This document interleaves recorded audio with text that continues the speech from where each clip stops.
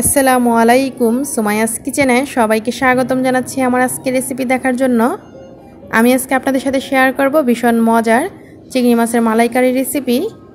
আমি এই চিংড়ি মাছের মালাইকারিটা আপনাদেরকে একটু ভিন্নভাবে রান্না করে দেখাবো। আশা করি আপনারা পুরো রেসিপিটি দেখবেন আর রেসিপিটি আপনাদের কাছে অবশ্যই ভালো লাগবে। তো চলুন দেখে নেই এই রান্নাটি করতে কি কি লাগছে পুরো প্রস্তুত প্রণালী। এখানে 1 কেজি বড় চিংড়ি মাছ নিয়েছি আর চিংড়ি মাছের যে উপরে শক্ত খোসাটা আমি পুরোটাই ফেলে দিয়েছি। আপনারা চাইলে রেখেও রান্নাটা করতে পারেন। তারপর মাথাটা ভালো করে পরিষ্কার করে ধুয়ে নিয়েছি আর চিংড়ি মাছের পানিটা কিন্তু অবশ্যই ভালো করে ঝরিয়ে নিতে হবে। তারপর আমি এখানে সামান্য হলুদ আর লবণ দিয়ে এই চিংড়ি মাছগুলো মাখিয়ে নিব। চিংড়ি মাছগুলো ভালো করে মাখানো হয়ে গিয়েছে। এই চিংড়ি মাছগুলো ভেজে নিব, তাই আগে হলুদ লবণ দিয়ে মাখিয়ে নিয়েছি। আর এই রান্নাটা করার জন্য আমি নারকেল দুধ নিয়েছি 1.5 কাপ। নারকেল দুধ কিন্তু খুব সহজেই ঘরে তৈরি করা যায়। নারকেলটা কুড়িয়ে তারপর ব্লেন্ডারে ব্লেন্ড করে ভালো করে একটা ছাঁকনিতে ছেঁকে চেপে চেপে এই দুধটা বের করে নিতে পারেন। আমি এভাবেই করে নিয়েছি। তারপর আমি চুলায় একটা প্যান বসিয়ে দিয়েছি। প্যানটা গরম হয়ে যাওয়ার পর এখানে 1 টেবিল চামচ সরষের তেল দিয়ে দিয়েছি। তেলটা গরম হয়ে যাওয়ার পর যে চিংড়ি মাছগুলো মাখিয়ে রেখেছিলাম সবগুলো চিংড়ি মাছ দিয়ে দিলাম। চুলার আঁচটা আমি মিডিয়াম টু হাইটে রেখে চিংড়ি মাছগুলো 2 মিনিটের মতো ভেজে নিচ্ছি উল্টিয়ে পাল্টিয়ে। চিংড়ি মাছ বেশি সময় ধরে ভাজতে হবে না, 1.5 থেকে 2 মিনিটে ভাজা হয়ে যাবে। তো এই চিংড়ি মাছগুলো ভাজা হয়ে গিয়েছে, এখন আমি তুলে নিচ্ছি। তারপর এই প্যানেই আমি দিয়ে দিলাম 1/3 কাপ সরষের তেল। তেলটা যখন গরম হয়ে গিয়েছে দিয়ে দিলাম এখানে 2 টুকরো ছোট 2 টুকরো দারচিনি, 4টা এলাচ, 2টা ছোট তেজপাতা 2 টুকরো করে। তারপর এগুলো সামান্য একটু ভেজে নিচ্ছি। তারপর এখানে দিয়ে দিচ্ছি পেঁয়াজ বাটা। আমি পেঁয়াজটা কিন্তু মিহি করে বাটি নাই, দেখি তো বুঝতে পারছেন। এখানে আমি প্রায় 5 টেবিল চামচ পেঁয়াজ বাটা দিয়েছি। পেঁয়াজ বাটাটা আমি প্রায় 2 মিনিটের মতো ভেজে নিয়েছি যাতে করে কাঁচা গন্ধটা দূর হয়ে যায়। তারপরে এখানে দিয়ে দিচ্ছি 1 চা চামচ আদা বাটা, 1 চা চামচ রসুন বাটা। এখন আদা রসুন বাটাটা কিছুক্ষণ ভেজে নিব যাতে করে কাঁচা গন্ধটা দূর হয়ে যায়। তো প্রায় 1 মিনিট মতো ভেজে নিয়েছি। তারপর দিয়ে দিচ্ছি এখানে বাদাম বাটা। আমি এখানে কাঠবাদাম বাটা দিচ্ছি। কাঠবাদামের উপরে যে খোসাটা এটা ফেলে দিয়ে তারপর এই কাঠবাদামটা ব্লেন্ড করে নিয়েছি। ঠিক এরকম করে মিহি করে ব্লেন্ড করে নিলে হবে।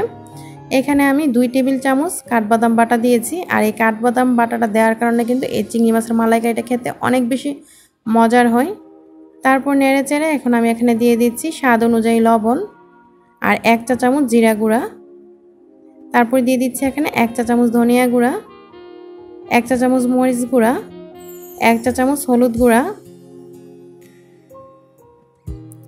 সবগুলো মশলা আমি এখন কষিয়ে নিব। তার জন্য আমি যে নারকেল দুধটা রেখেছিলাম সেখান থেকে অল্প পরিমাণে দুধ নিয়ে নিয়েছি। আর পুরোটা দুধ এখন দিবেন না, মশলাটা কষানোর জন্য আমি এখানে অল্প দুধ দিয়ে মশলাটা কষিয়ে নিচ্ছি। আমি এখানে কোনো পানি ব্যবহার করব না এই রান্নাটাতে, তাই এখান থেকে অল্প একটু দুধ নিয়ে এই মশলাটা কিছুক্ষণ কষিয়ে নিচ্ছি যাতে করে মশলাটা পুড়ে না যায়। চুলার আঁচটা মিডিয়াম আঁচে রেখে এই মশলাটা কষিয়ে নিচ্ছি। আর দিয়ে দিচ্ছি এখানে আমি 2 চা চামচ টমেটো পেস্ট।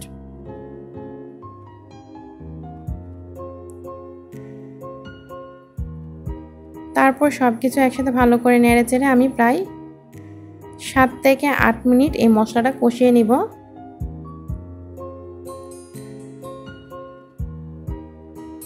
চুলার আঁচটা মিডিয়াম আঁচে রেখে কিন্তু আমি 7 মিনিটের মতো মশলাটা কষিয়ে নিয়েছি। এখন চিংড়ি মাছগুলো যে ভেজে রেখেছিলাম সবগুলো চিংড়ি মাছ দিয়ে দিলাম। এখন নেড়ে চেড়ে 2 মিনিট আবার কষিয়ে নিব। তো এই যে দেখুন 2 মিনিটের মতো সময় ধরে আমি এটা কষিয়ে নিয়েছি। এখন আমি বাকি যে নারকেল দুধটা সেটা অ্যাড করে দিচ্ছি। নারকেল দুধ একটু বেশি ঘন হয়, এই যে দেখুন অনেকটা কিন্তু ঘন হয়েছে দুধটা। তো দুধটা আমি ভালো করে নেড়ে চেড়ে এই চিংড়ি মাছের সাথে মিশিয়ে নিচ্ছি। সব কিছু ভালো করে নেড়ে মিশানোর পর এখন ঢাকনা দিয়ে ঢেকে রেখে দিব। চুলার আঁচটা ফুল আছে রেখে অপেক্ষা করব বলক আসা পর্যন্ত।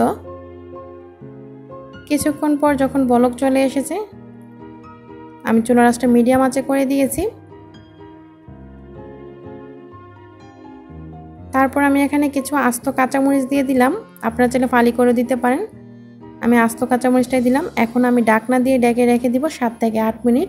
আর 7 থেকে 8 মিনিটে এই রান্নাটা হয়ে যাবে। এই যে দেখুন 8 মিনিট পর তেলটা বেশ এসেছে আর এরকম মাখা মাখা হয়েছে। আপনারা চাইলে আরও একটু ঝোল দিতে পারেন বা আরও একটু দুধ অ্যাড করতে পারেন যদি ঝোল ঝোল খেতে চান। তবে আমি চিংড়ি মাছের মালাইকারিটা এইভাবেই করি, এইভাবেই খেতে বেশি মজার হয়। আমি এরকম মাখা মাখা করে চিংড়ি মাছের মালাইকারিটা তৈরি করি। তো এই যে দেখুন রান্নাটা কিন্তু হয়ে গিয়েছে। ঠিক এরকম অবস্থায় আমি চুলা থেকে নামিয়ে নিচ্ছি, চুলাটা বন্ধ করে দিয়েছি।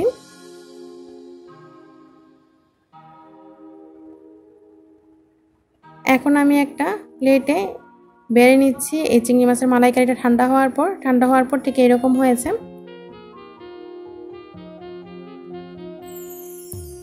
নিশ্চয়ই দেখেই বুঝতে পারছেন কতটা লোভনীয় হয়েছে। এই চিংড়ি মাছের মালাইকারিটা কিন্তু খেতে অসম্ভব মজার হয়েছে। আমি বাড়তি 1-2টা উপকরণ এখানে অ্যাড করেছি। আপনারা অবশ্যই এভাবে চিংড়ি মাছের মালাইকারিটা রান্না করে দেখবেন কতটা মজার হয়।